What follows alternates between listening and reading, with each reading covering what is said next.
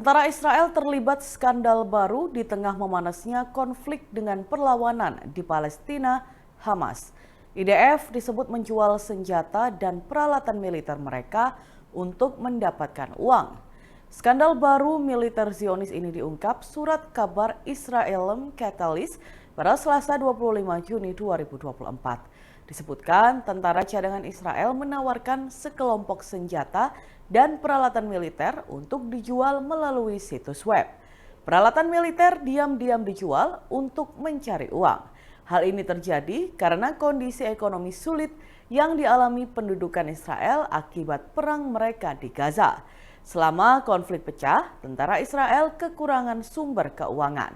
Laporan tersebut mengindikasikan telah terjadi kekurangan peralatan tempur di pasar-pasar Israel sejak Oktober lalu yang mendorong sejumlah kelompok untuk menjual peralatan militer Israel. Kelompok-kelompok itu dipimpin oleh tentara cadangan Israel yang memiliki akses terhadap senjata dan peralatan militer tempur mereka.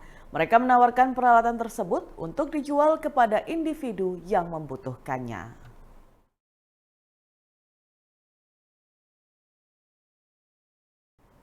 Menteri Komunikasi dan Informatika atau Menkominfo Budi Aris Setiadi mengungkapkan sejumlah pegawai di kementeriannya ketahuan bermain judi online.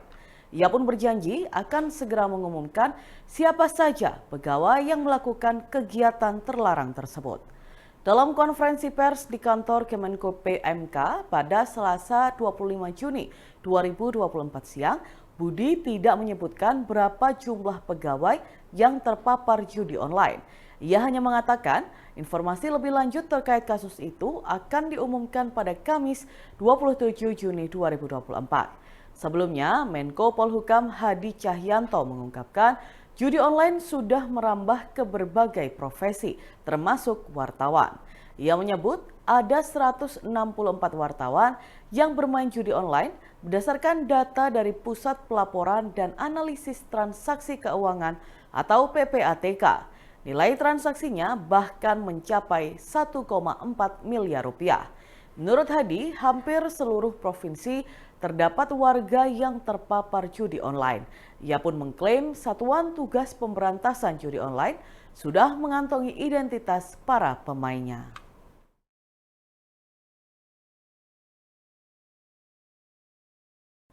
Orang tua Afif Maulana alias AM 13 tahun yang tewas diduga disiksa oleh oknum polisi di Padang tidak terima dengan klaim Kapolda Sumbar.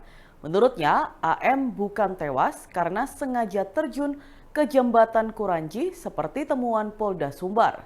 Orang tua AM pun kini mengungkapkan bukti dugaan penganiayaan yang dilakukan oleh oknum polisi tersebut.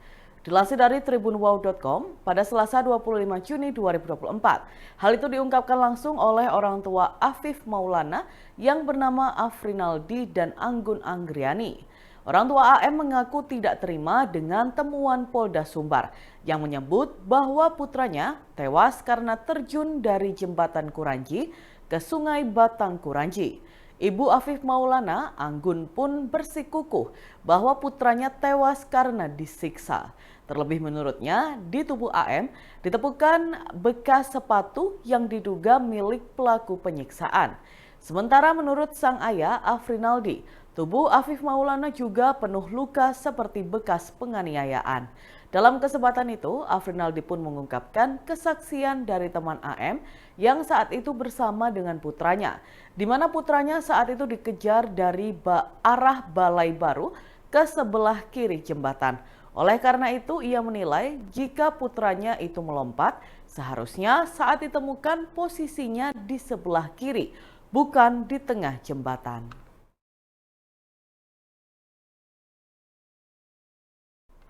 Dua buah rekaman video berlatar panggung orkes dangdut beredar secara masif di media sosial sejak Selasa 25 Juni 2024 pagi.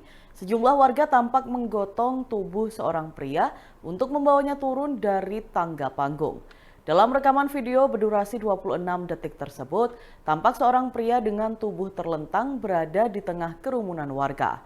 Terdengar suara seorang pria lain mengatakan bahwa pria yang tadi joget di atas panggung sudah meninggal. Sementara dalam satu video lainnya yang berdurasi 49 detik, selain menampilkan proses menurunkan tubuh seorang pria, terdengar pula suara MC yang meminta warga yang hadir untuk berdoa bersama demi kesehatan pria tersebut. Kapolsek Modung, Ibtu Suyanto, membenarkan bahwa pertunjukan orkes dangdut itu berlokasi di Desa Patengteng, Kecamatan Modung, Kabupaten Bangkalan pada Senin 24 Juni 2024 malam. Pria dalam video itu berinisial MR, 54 tahun, ber-KTP warga Padang Aro, Desa Lubuk Gadang, Kecamatan Sangir, Kabupaten Solok Selatan, Provinsi Sumatera Barat. Ibtu Suyanto memaparkan pria tersebut belum sempat nyawer. Ia tiba-tiba pingsan saat masih tukar uang. Pria itu pun ditolong oleh warga sekitar yang ada di atas panggung. Setelah dibawa turun dari panggung, pria tersebut hendak dibawa ke rumah sakit. Namun nahas, saat masuk mobil, pria itu sudah menghembuskan nafas terakhirnya. Ia menjelaskan kehadiran MR di Madura dalam rangka pulang seorang diri untuk berobat. Karena yang bersangkutan mempunyai riwayat penyakit jantung sambil menunggu istri yang masih mengurus proses sekolah anaknya. Ibtu Suyanto pun telah mengonfirmasi hal tersebut ke kepala desa setempat. Dan Tribuners, berikut kita simak bersama pernyataan dari Kapolsek Modung, Ibtu Suyanto.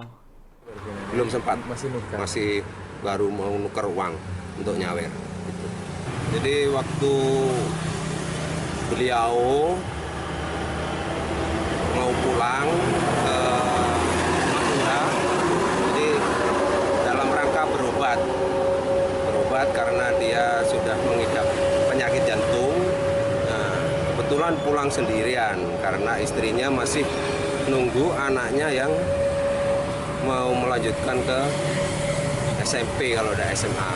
Pada tadi malam itu ketemu sama kepala desa, saya konfirmasi bahwa memang sudah ada penyakit lemah jantung. Jadi setelah nyampe sini ada hiburan orkes, kemudian mau bersenang-senang, nyawer. Belum nyawer masih nuker uang, kemudian terus pingsan. Nah, kemudian terus ditolong dengan warga atau masyarakat yang ada di atas panggung. Nah, setelah dibawa turun dari panggung, mau dibawa ke rumah sakit, masuk mobil sudah meninggal. Gitu. Video sebuah kursi roda berjalan sendiri diduga di areal RSUD Abdurrahim Situbondo viral di media sosial. Dua video hasil rekaman CCTV tersebut menyebar luas di berbagai platform media sosial. Bahkan beragam asumsi pun muncul di masyarakat atas penyebab kursi roda tersebut berjalan sendiri. Dalam rekaman CCTV pertama yang berdurasi 24 detik, memperlihatkan kursi roda yang berada di teras ruang masuk bergerak dan menuruni tangga, lalu berhenti di depan mobil yang sedang parkir. Sedangkan dalam rekaman CCTV kedua yang berdurasi 25 detik, terlihat kursi roda itu kembali bergerak saat ada orang yang sedang berjalan masuk ke dalam rumah sakit. Kepala Tata Usaha yang juga Humas RSUD Abdurrahim Situbondo, Heri Suwarno mengatakan pihaknya masih menganalisa dan mencari tahu asal-muasal video yang menyebar itu. Saat ditanya apakah video itu di RSUD Abdurrahim, Heri menduga demikian jika dilihat dari lokasinya. Namun ia masih belum dapat memastikan karena dalam video tidak terdapat nama rumah sakit. Sejauh ini pihaknya masih akan mencari tahu kejadian itu memang terjadi di RSUD Abdurrahman Rahim Situbondo atau tidak. Meski begitu, Heri menduga kursi roda itu bergerak dan berjalan akibat angin karena posisi kursi roda sedang tidak terkunci.